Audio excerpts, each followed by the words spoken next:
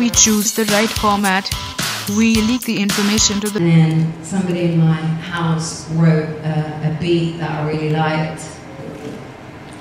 So I thought it was my opportunity to become a video director. And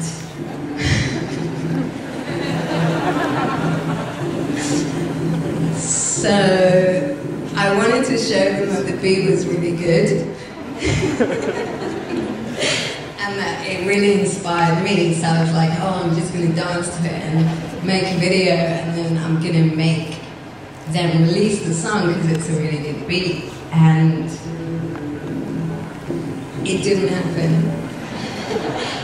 So this is what, you know, this is kind of what I used to do in Steve's basement. It was not great. But then it was a way for me to learn Steve's computer, really. And Steve's gay, so none of this shit was working. So, yeah.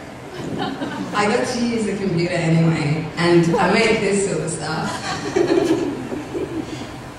So it was kind of frame by frame, you know, it's just making the thing.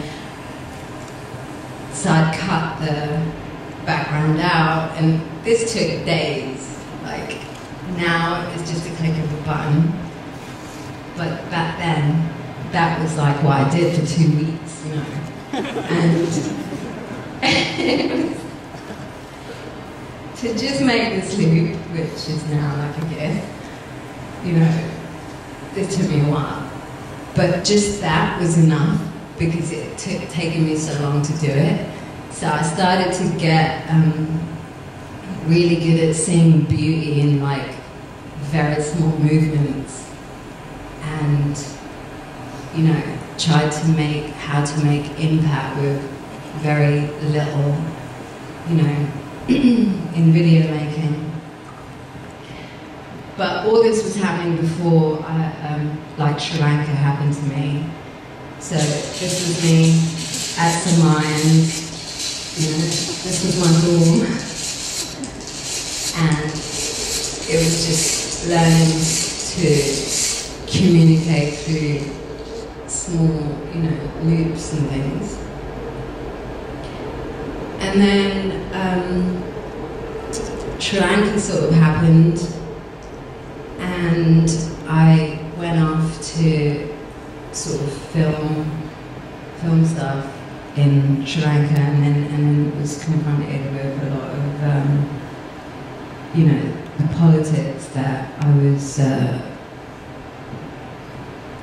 blocking from my existence at the time.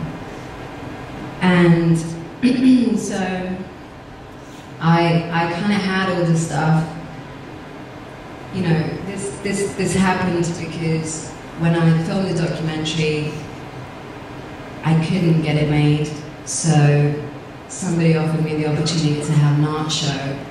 So it was basically trying to, you know, use the thing that I learned at Steve's house, which is to make mini loops, and then I started animating the interviews that I'd got from Sri Lanka. So I'd stencil the paintings on the wall or on the board or whatever the thing is, and then I would photograph and animate it so I could actually get forward a 3-minute interview with a freedom bird disguised as art.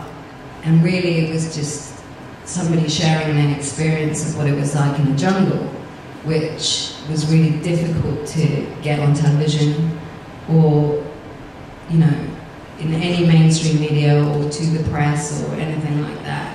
And I just thought that the Sri Lankan government was so, you know, art was such a minuscule thing to them, and they were completely not interested in it because, you know, they're going for like power, and art is not a thing that is a threat, you know, and it wasn't a threat. So it was the only thing left for me to access and use to talk about that stuff where they didn't know what I was talking about.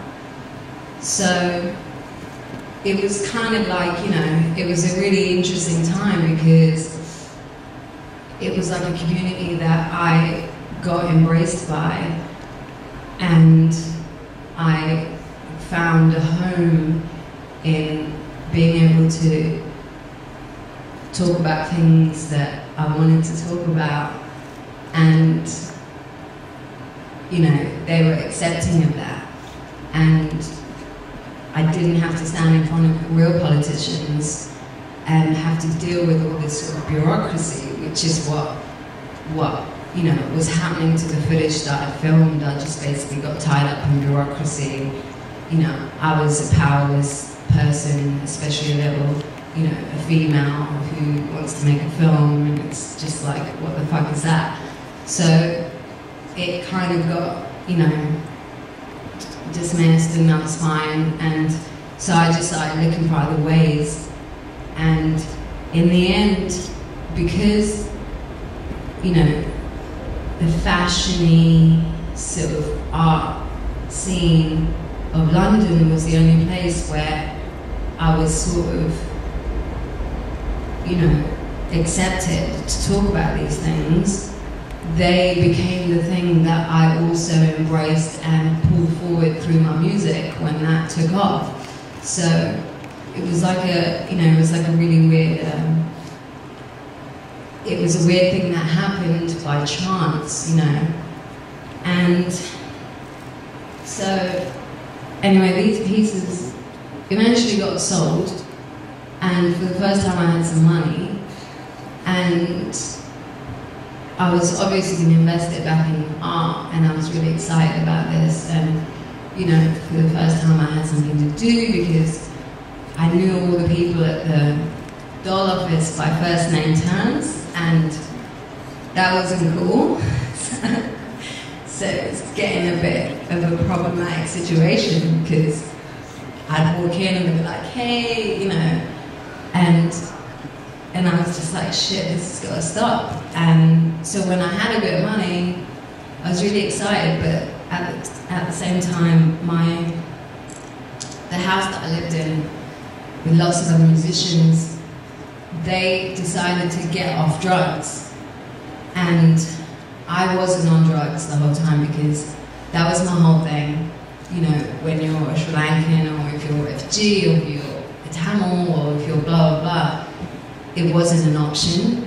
You know, just surviving is enough, like everyday life, that you didn't even get to the point where you were apathetic and then come back round to then feeling guilty and then doing drugs. You know, like we hadn't even started that journey. And also I was like first generation Tamil, so I was still functioning on images that I'd already seen in my own lifetime. So I was always walking around the house going, you know, trying to encourage people to wake up and do stuff, but everybody was on heroin, which is the most, you know, which is the most pacifying drug. So, but at the same time, I found it, this is getting into a weird territory. But at the same time, I found it that a lot of clever people did heroin, so it's really difficult for me to be like judgmental, because they're always really smart, and they almost found life like boring, because they understood it so well that it was like it was a rebellious act, but from like a totally, you know, different thing. Yeah, so it was very polarized, my time in the house, because, you know, I was going from here and I was like, I'd made it because I'd got a further education and I got a degree, and, you know, everybody in the house were you know, they were just sort of like